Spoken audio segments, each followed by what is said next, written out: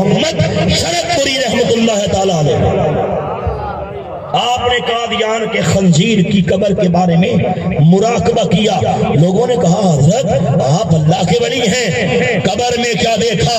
تو سنو، میاں صاحب فرماتے ہیں کہ جب میں نے کش کی نگاہ قبر کے اندر ڈالی، مجھے قبر کے اندر ایک بولا کتا، ایک پاگل کتا دکھائی دیا، قبر میں گھوم رہا تھا، چیخ رہا تھا، چلا رہا تھا۔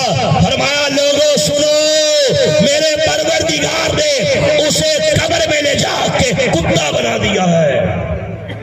کہندے ہندا کیے مرضینا یاری کرو، بولو ہندا کیے۔ اور جو مرضیوں کے ساتھ ہوگا پھر وہی اس کے یار کے ساتھ ہوگا۔ کنوں نہیں سمجھ آندی ہے نیجنی گل؟ کوئی مشکل مسئلہ ہے کیوں شاہ صاحب؟ کوئی بڑی جناب ایسی بات ہے کہ ہمیں سمجھ نہیں آ رہی؟ جو مرضی کے ساتھ ہوگا تو مرضی کے ساتھ بھی کے یار کے ساتھ بھی بولو یہی ہوگا۔ ہندا کیے۔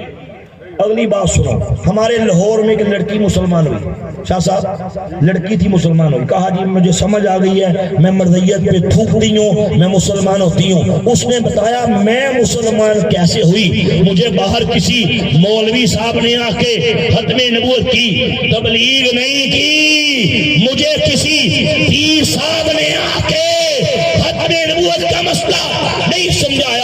میں نے گھر میں دیکھا، اللہ نے میری آنکھیں کھول دی۔ ہم نے کہا کیا دیکھا؟ اس نے کہا سنو، ہمارے گھر والوں پہ میرے چچا، میرا تایا اور میرا سگا باپ تینوں قادیانیوں کے مبلغ تھے، لوگوں کو قادیانی کرنے کے لیے پاگل کتوں کی طرح لوگوں کا ایمان برباد کرتے پھرتے یہی کہتے تھے جیرا کلمہ تو ادا اوہی کلمہ سادہ۔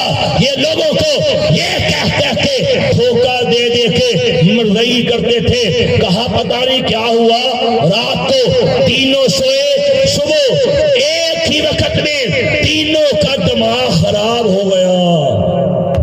اور اگلی بات سنو، کہا صرف یہ نہیں، دماغ خراب کیا ہوا؟ کہا تینوں کے تینوں نے اپنا پخانہ خود کھانا شروع کر دیا۔ کہا یہ دماغ خراب، تینوں نے اپنا پخانہ کرتے خود ہی کھا جاتے، پھر کرتے خود ہی کھا جاتے۔ ہمیں پتہ لگا، ہم نے کہا یہ کیا ہو گیا؟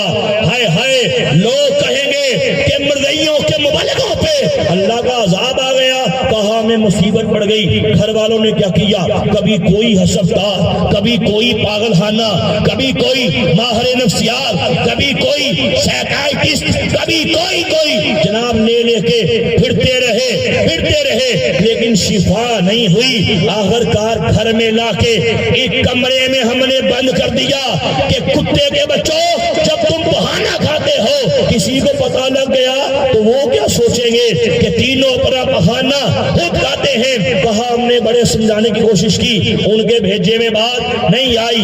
ہم نے بندہ رکھ لیا، ایک چوڑا ایک گھر کے اندر ملازم رکھ دیا، ان تینوں کا دھیان رکھو، اپنا بہانہ نہ کھائیں۔ پھر بھی باز نہیں آئے۔ آخر کار ہم نے کیا کیا؟ ہم رات کو بڑے بڑے پیمپر لا کے لگاتے، اوپر سے ٹیپیں لگا کے رول کرتے، صبح اٹھتے تو کیا دیکھتے کہ پیمپر پھٹے ہوتے تھے۔ ان پیمپرز میں انگلیاں ڈال کے اپنا بہانہ نکال کے کھا رہے ہوتے تھے۔ عبرت کا نشان۔ کہندے ہندا کیے، مرضینا یاری کریے، ہندا کیے، اللہ کا عذاب آتا ہے۔ اب جس کو شوق ہے نا ان کتوں کے ساتھ تعلقات رکھنے کا، جس کو شوق ہے نا اس پہ اللہ کا عذاب آئے، شوق سے جائے ان حضور سرور کائنات کے دشمنوں کے ساتھ یاری بھی کرے، دوستی بھی کرے، اللہ کے عذاب کا انتظار بھی کرے۔ ہندا کیے، اللہ کا عذاب آتا ہے۔ ہندا کیے، ایمان جاتا ہے، اور اگر ایمان چلا گیا پھر بلے کچھ رہے گا؟ بول اگلی بات سنیے ہندا کی ہے میرا دادا میرے بچپن کا دور تھا جی شاہ صاحب گرمیوں کا مہینہ تھا ایک بار ہمارے گھر میں میرے دادے کا مسلمان مہمان اس سے ملنے کے لیے آیا تو دو سے بات سنیے انشاءاللہ میں 20-25 منٹ میں اپنی بات ختم کروں گا اس کے بعد انشاءاللہ نماز اثر ادا کریں گے سنیے ہندا کی یہ دادے نے مجھے پاس بلایا گرمیوں کا مہینہ